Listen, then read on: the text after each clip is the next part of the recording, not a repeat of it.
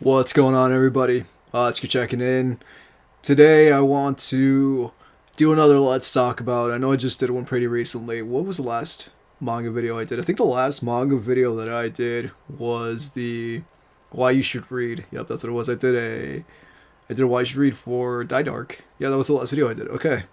I'm sorry, like I have like so much stuff going on that I'm trying to like process, trying to like figure out where I'm at and everything. And today I wanted to do another Let's Talk About, and I want to talk about a series that I've been enjoying pretty immensely, and I was lucky enough to get my hands on the first four volumes of it, and I've read the first three so far.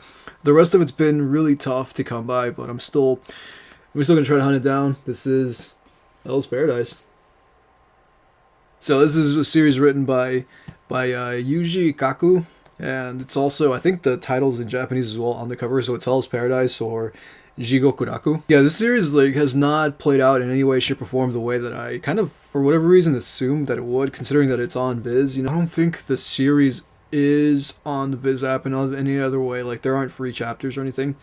I think you have to like pay for the whole volumes to read the series, but I 100% think that it's worth it. And I wanted to do a Let's Talk About since I know the anime is coming out like really soon. I'm not sure when exactly, but I watched the trailer for the anime, and it just made me even more pumped to keep reading it, to keep reading the series. And it was really difficult to get my hands on these two volumes. Like for whatever reason, they were sold out. I guess because of with everything going on. I know I read an article about how manga plants are backed up, and I know vinyl plants are backed up for people that are into like record collecting and whatnot.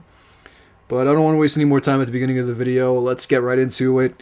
Hell's Paradise, or Jigokuraku, was not Yuji Kaku's first work, but a follow-up to other projects he's worked on, one-shot in a previously published series, Phantasma. Before starting Hell's Paradise, but after Phantasma, he was an assistant on Tatsuki Fujimoto's acclaimed series, Fire Punch, which makes a whole lot of sense given how much this reminds me of that story. I'd rather not go too far into how or why, but if you've read either series or both, I think you might see where I'm coming from. Much like Fire Punch, which I consider to be a masterpiece, this story is full of twists and turns, and almost right away begins to do things I did not expect. I wanted to do this video in the vein of a trailer, where the information I give is about what you would see in one, forming the basic idea of what will happen while leaving out the bigger story elements. In showing these panels, I tried to dance around too many spoilers, and definitely serious spoilers. Our two leads are a trained shogun executioner named Sagiri and a detainee named Gabimaru, or Gabimaru the Hollow. Gabimaru reminds me a lot of Immortal Sugimoto from Golden Kamui, and this is the second time I mentioned that series in the video. That's how entertaining and likable, or how long-lasting of an impression the characters of Golden Kamui leave. The same can be said about the characters of Hell's Paradise, and there are a ton of characters you will meet in the series. It's almost impossible to keep up with them all, but Yuji Kaku does a great job of showing you what you need to see and putting the focus where it needs to go. Despite this being a seinen, and a brutal one at that, people getting crushed or cut in half, beheaded, this series is a lot of fun. It can go from light and easygoing to violent and grim at the drop of a hat, and revert to the former with nary a care. In that aspect, it does remind me of Fujimoto's Fire Punch, which is honestly, most of the way through, absolutely miserable.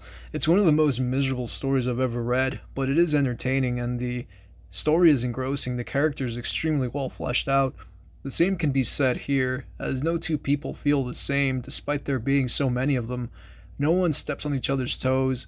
They all feel like individuals. Even characters that exist solely on one page as fodder stand out moments before their grisly execution. This is Edo period Japan, a feudal state with the samurai shogunate running things. Things were bloody, they were brutal, and relentless. In this period, in this alternate history of the series, there is said to be an elixir of eternal life.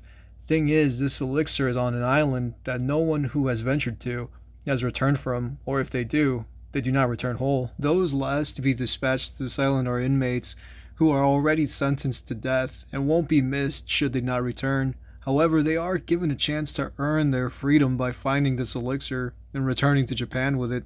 Thing is, not all may return. Only one inmate with the elixir and the executioner they were dispatched with may return. They may not return without said executioner though, making the stakes even higher. I won't say more than that about it because giving away further info ruins the mystique, the mystery. Please check the series out either by reading the manga or by watching the upcoming anime, which is sure to be nuts with Mappa Studio behind its animation. I know this series has a die-hard cult following, as it's been around since 2016, so that is no surprise. However, I don't believe in such a thing as too much praise. The fact that the physical volumes are so difficult to come by speaks to how popular it is. I can't wait to get my hands on the other volumes and see how this will all end. And with the final volume, Volume 13, fast approaching, less than a month, Chainsaw Man is also nearing its conclusion in the physical release. Just 2 more volumes to go, the last of which, Volume 11, should be dropping in June, and I can now wait to own all of Chainsaw Man because I adore that series. Alright, yeah, so I hope that you all enjoyed those panels. And I want to talk about this without really spoiling anything because I do want people to read this series. It's just so insane.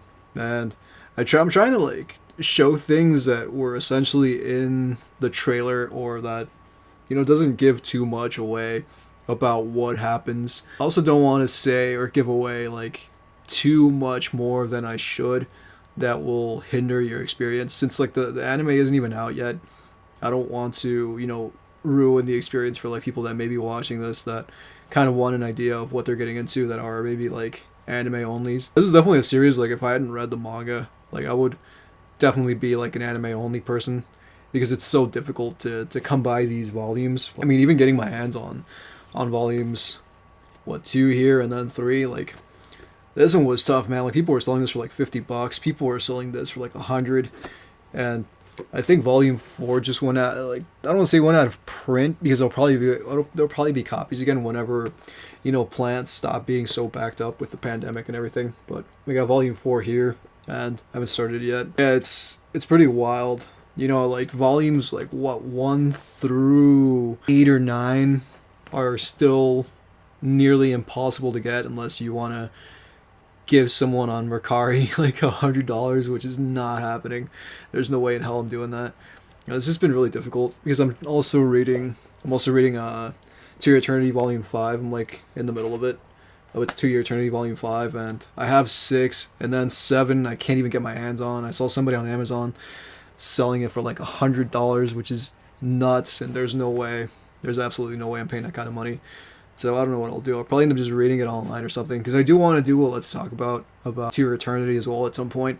I'm not really sure when. I'm dropping over the weekend. Over this weekend, well, by the time that this video comes out, it'll be old news. But over the weekend, I'm dropping a vinyl journey about Pig Destroyer, which is one of my favorite bands growing up as a kid. And then after that, I'll probably drop this the week after. Yeah, I've got a bunch of stuff coming around.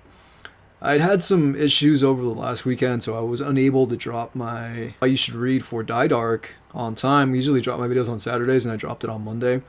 But sometimes things like that may end up happening if I don't have content or if I'm unable to create content because of whatever's going on in my personal life.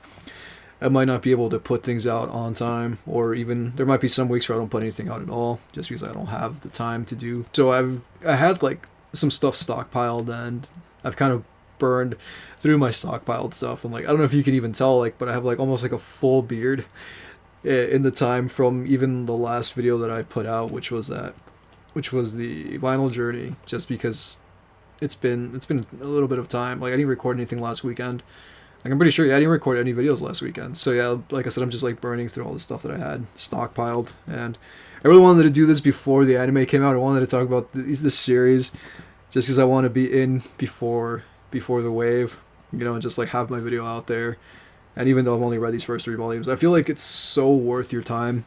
I think this first volume's really hard to get now too, but just be patient because sooner or later it will be available again. I didn't think I was ever gonna get my hands on these 2. I was about to sell my first volume just because I was dude, I'm never gonna be able to collect the rest of the series. But I've been able to at least get these, and I have 4 over there. And pretty recently, just today, I ordered a copy of Dorohedoro Volume 23, which is the last one I need to complete my Dorohedoro set. And I'm really hoping that it gets here in the there's no issues, because then I will have all 23 volumes of Dorohedoro, and then I'm going to read all of Dorohedoro back to back and do a fucking video about it, and I cannot wait to do that. Yeah, I mean, this series is worth your time. It's like Edo period, Japan, you know, and the characters are all fucking so much fun, and I don't want to say anything else, you know, I don't want to ruin the mystique and everything of the series, but yes, definitely check it out. It is worth your time, even if you read it digitally. Just please don't spend some insane amount of money on it. But hey, you know what? Do you? If that's what it takes for you to own the thing, then hey, I'm not here to judge anybody. I just want to create content and have fun and enjoy my weekends doing something that I feel is of value or benefit or something to someone else, hopefully, and that people enjoy this. So thank you so much for hanging out with me. My name is Oscar. Until next time, please take care of yourselves.